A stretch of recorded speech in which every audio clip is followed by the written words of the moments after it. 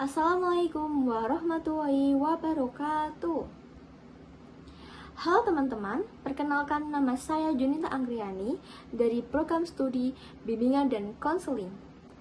Pada kesempatan kali ini, kita akan belajar bersama mengenai merencanakan karir sejak dini atau mengenal potensi diri dan menentukan masa depan. Teman-teman, pernahkah kalian ditanya kalau sudah besar ingin menjadi apa? Ada yang ingin menjadi dokter, guru, polisi, pengusaha, bahkan konten kreator. Namun, tahukah kalian bahwa menentukan cita-cita tidak cukup dengan keinginan? Kita perlu mengenali diri, mengetahui kemampuan yang dimiliki dan menyusun rencana yang tepat. Oleh karena itu, melalui video ini diharapkan teman-teman dapat memahami pentingnya perencanaan karir sejak dini. Kalian tahu nggak apa itu bimbingan karir?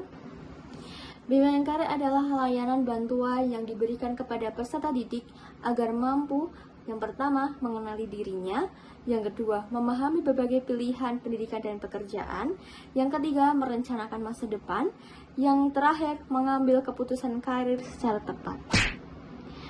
Tujuan bimbingan karir yaitu yang pertama, membantu siswa memahami potensi dirinya. Yang kedua, membantu siswa mengenali minat dan bakat. Yang ketiga, membantu siswa menentukan pilihan pendidikan lanjutan. Yang keempat, membantu siswa menyusun rencana masa depan. Yang terakhir, membantu siswa mengambil keputusan secara mandiri. Yang selanjutnya, mengapa perencanaan karir itu penting? Yang pertama, memiliki tujuan hidup. Seseorang yang memiliki tujuan hidup akan lebih semangat dalam belajar dan berusaha. Yang kedua, mengurangi kebingungan.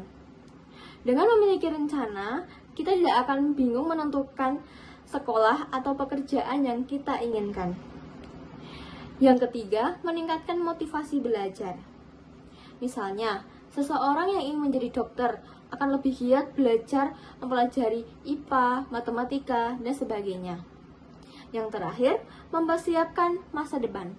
Perencanaan karir membantu kita menyiapkan langkah-langkah yang harus kita lakukan sejak sekarang. Sebelum menentukan karir, kita perlu mengenali diri sendiri, yaitu potensi diri, meliputi yang pertama, minat.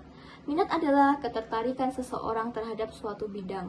Contohnya, suka menggambar, suka berbicara di depan umum, suka berhitung.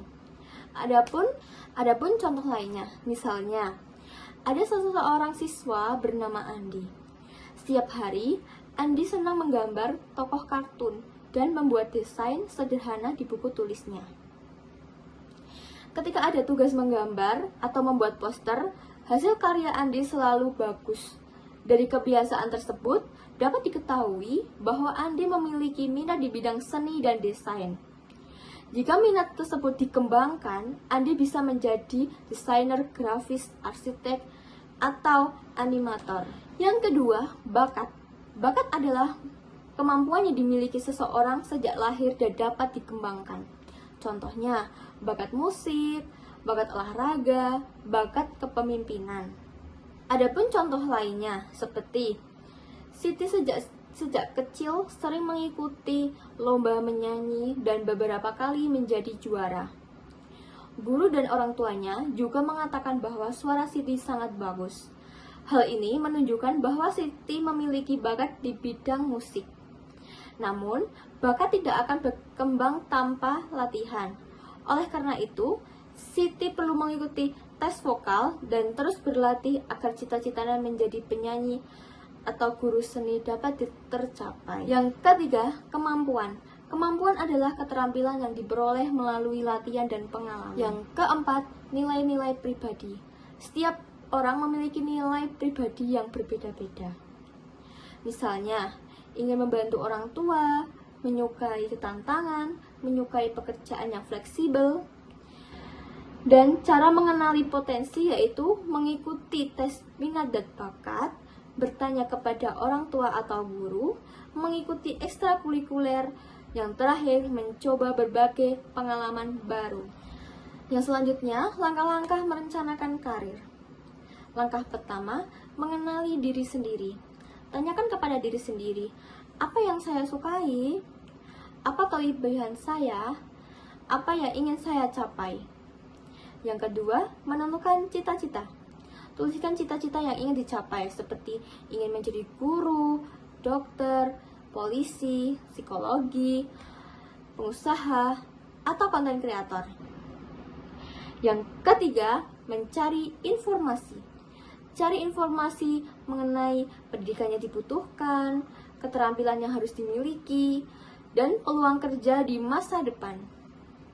Yang keempat, membuat rencana.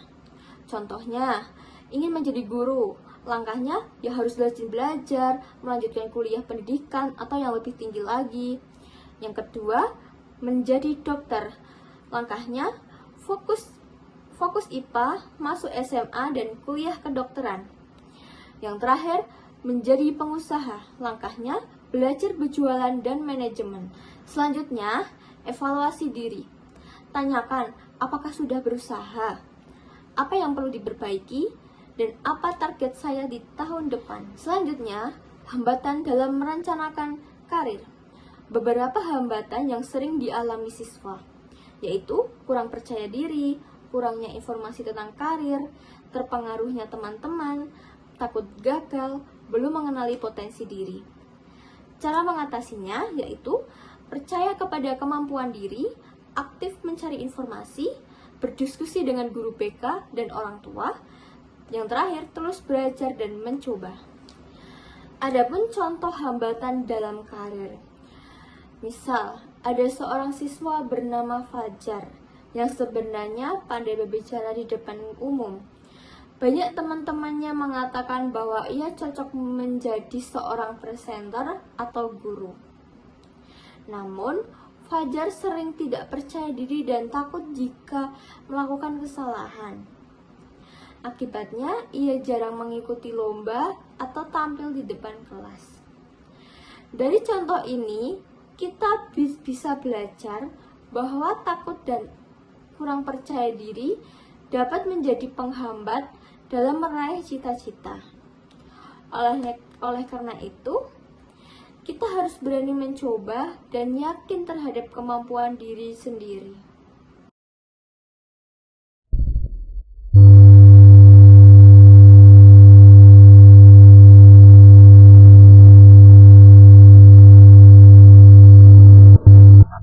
Teman-teman, tidak ada cita-cita yang terlalu tinggi.